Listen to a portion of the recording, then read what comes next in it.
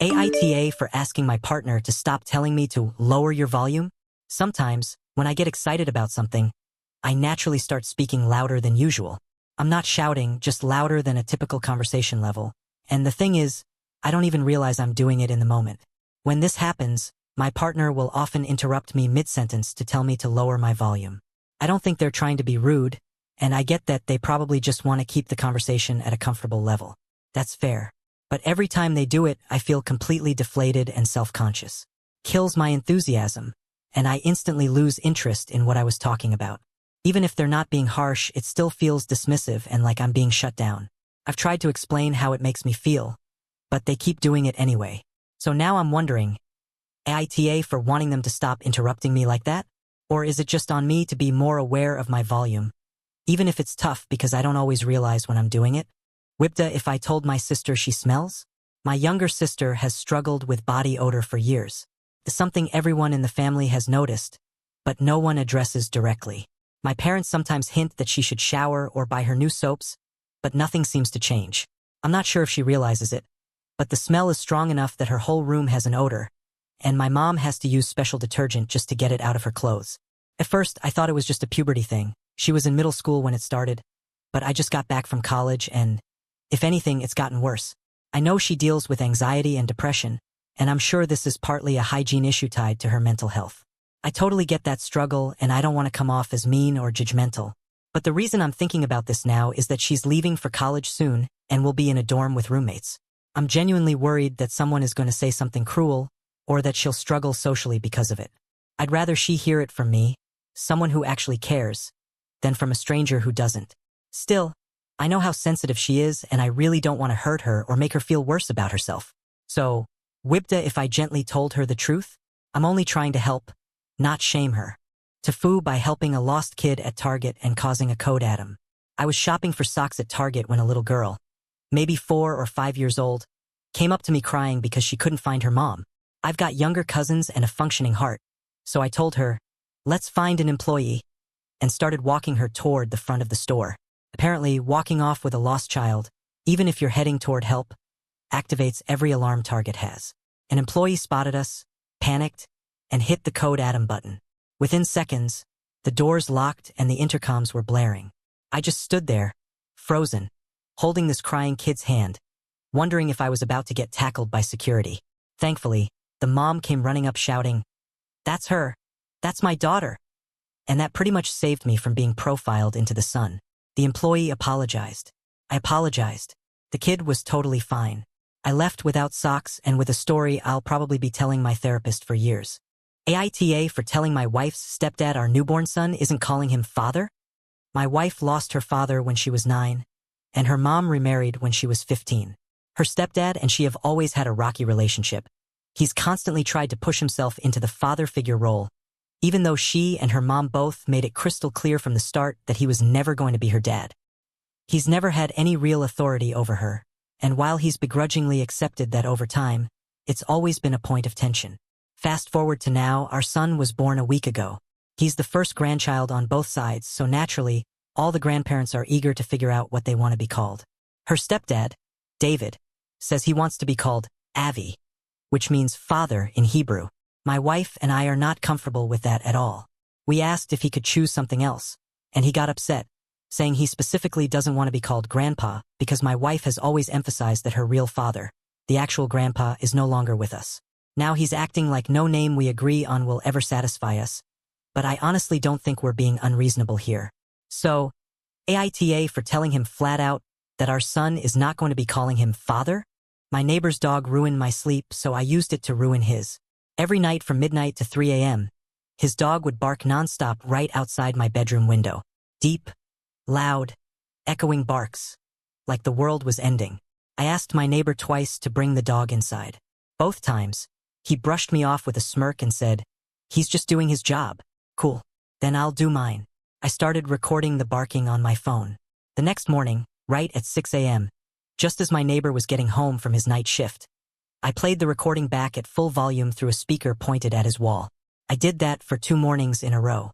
No yelling, no threats, just his own dog giving him a taste of what I'd been dealing with. By the 3rd night, the dog was inside before 10 p.m. Hasn't barked at night since. Sometimes the best revenge is pressing play. Screw me over? I'll get you back even 20 years later. When I was about 20, I let a coworker crash in my spare room after he got a DUI and needed to be closer to work. Turns out he was a loud, racist, misogynistic contrarian who argued just to argue. I blew out my knee and was barely scraping by, but I still managed my rent. He broke his hand and just stopped paying. Moved out mid-month with zero notice, leaving me high and dry. I got evicted and had to move back in with my parents. When I confronted him later, he laughed and said, "Not my problem. I wasn't on the lease." Fast forward nearly 20 years, and who do I see working at my new company? Him. I'm a foreman now. He never moved up. I remembered everything. So I started dropping casually progressive comments near him. Liberals are all right. Immigration makes us stronger. And like clockwork, he'd go off in wildly inappropriate rants. After enough write-ups, I fired him. HR backed me up. Took 2 decades, but I got the last word. Petty? Maybe. But damn, it felt good. Am I the asshole for saying no to babysitting my niece last minute even though my sister begged? Alright, so here's the situation. I'm a 24-year-old woman, and earlier today my sister reached out just a couple of hours before she needed someone to babysit her 3-year-old daughter. She claimed something urgent came up, but to be honest, I already had plans to hang out with some friends and relax. Maybe binge some bad Netflix shows. Actual plans. I'm not really comfortable around toddlers, and being asked to watch one last minute makes me really anxious.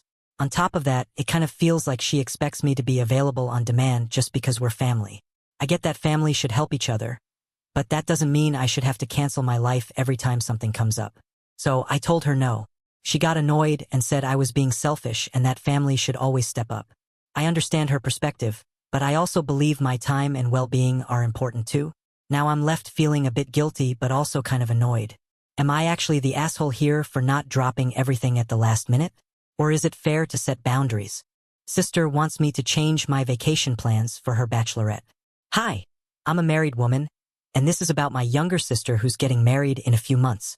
My so and I have been saving for over a year and finally booked our dream vacation, which is happening in a month. My sister hadn't planned or set a date for her bachelorette party until recently, but now she's insisting on going to Hawaii and wants us to help pay for her trip. The issue is, she's chosen the exact dates of our vacation.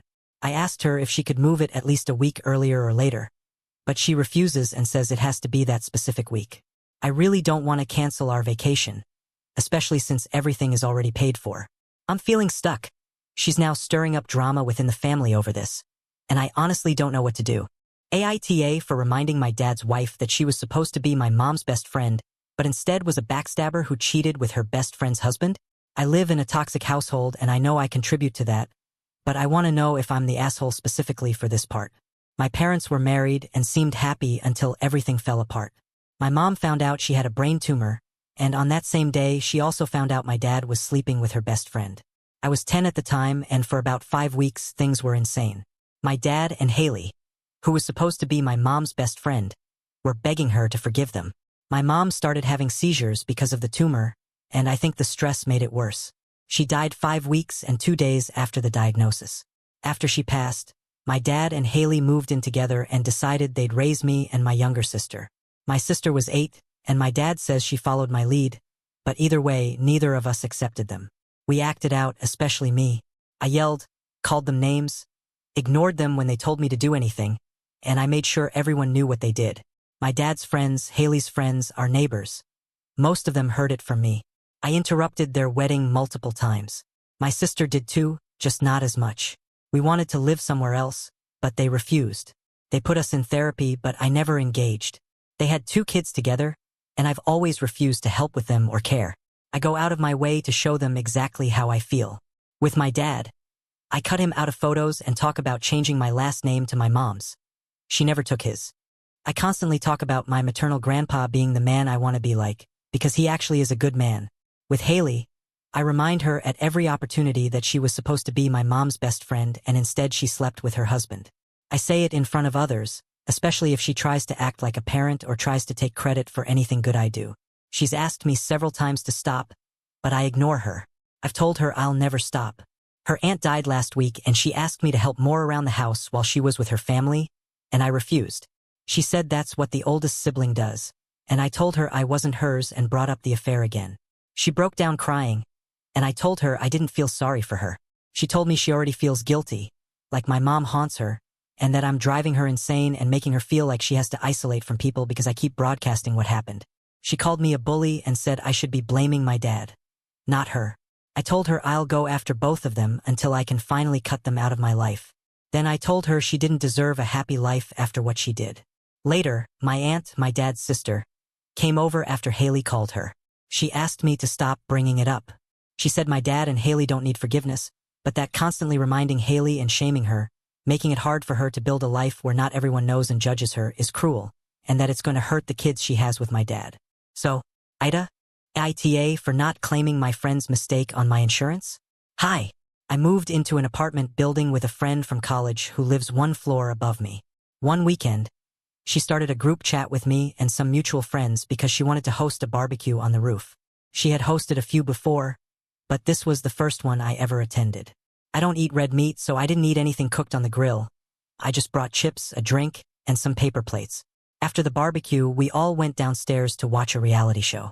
My friend, who lives in the building, and another girl who owned the grill, talked about leaving the grill to cool off. Once the show ended, I went back to my apartment and went to bed. The next day, everyone in the building got an email saying there had been a fire on the roof because someone had dumped hot coals into a trash can, and they reignited due to wind. I screenshotted the email and sent it to the group chat. That's when my friend and the grill owner admitted they had taken the grill home that same night. My friend gave her building key to the grill owner, who then decided to toss the coals in the trash can. Our building has cameras and multiple key access points to get to the roof, so management quickly figured out that it was my friend's guest who caused the fire and held her responsible. A week later, my friend asked me to claim the damage on my renter's insurance since neither she nor the grill owner had insurance. I talked to a few lawyers and my old insurance agent, and they all said it would be considered insurance fraud. So I told her I wasn't comfortable doing it. A week after that, she asked again, saying she might go bankrupt. She didn't. And I still said no. After that, she basically started a smear campaign, telling everyone in our friend group that I was a bad friend. They all stopped talking to me and now say I should apologize and earn their friendship back because I didn't help her out when she needed it. But I still feel like I didn't do anything wrong. So, AITA? AITA for deciding to put my father in a nursing home. My father's health has declined to the point where he now needs 247 care, which is why I made the decision to place him in a nursing home. For some background, I grew up with 2 siblings, and my father would constantly rank us based on who he loved most and least. I was always at the bottom. He regularly belittled me, called me ugly, bratty, and unlovable, ignored me when I spoke, and took my siblings on father-son and father-daughter trips every month while I was never invited. He'd ruin milestones like my graduation by saying he was disappointed in me. Growing up, I felt like I had to walk on eggshells. He never really knew me because our conversation stayed surface level, and if I said something wrong, I'd get screamed at and lose the privilege of eating dinner. He wasn't a totally awful father and did have a few good moments, but this is why I don't feel close to him and don't want to be his caregiver. When he asked if he could move in with me, I said no. My mom and him are separated, so she's not an option. His family lives out of state, and my siblings are only 19 and 21, so I was his only real choice. Now I feel guilty because he's paying for the nursing home himself and can't really afford it. I'm not trying to punish him. I just can't see myself caring for him for the next 20 years, especially since I have a family of my own now. He wasn't outright abusive, but I keep wondering if this choice is too extreme. AITA for telling my partner's son that I don't owe him anything? I've been dating Mark for 3 years. He has a 19-year-old son, Ethan, and I have a 15-year-old daughter, Lily. Mark moved in with us about a year ago. Ethan blames me for his parents' divorce, even though they separated a year before I even met Mark. From the beginning, Ethan has been hostile, calling me names, being openly disrespectful, and even vandalizing my car with his friends a couple of years back. After Mark moved in, Ethan's behavior got even worse. I almost ended the relationship, but instead, I encouraged Mark to take Ethan on a solo trip to talk things out and establish boundaries. When they got back, Ethan calmly told me, "You're not my family. You never will be. I'll be civil, but don't expect anything from me." Then he walked out. Since then, he's had no relationship with me or my daughter. He visits sometimes, but he completely ignores both of us. Now I'm planning a Florida trip for Mark, Lily, and myself. Mark suggested inviting Ethan, and I said he's welcome, but only if either he or Mark pays for his flight. Ethan doesn't work, and Mark can't afford it. When Ethan heard this, he said I should pay if I want to fix things.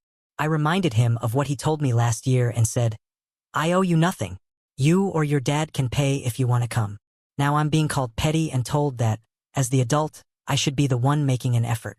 But to me, respect goes both ways.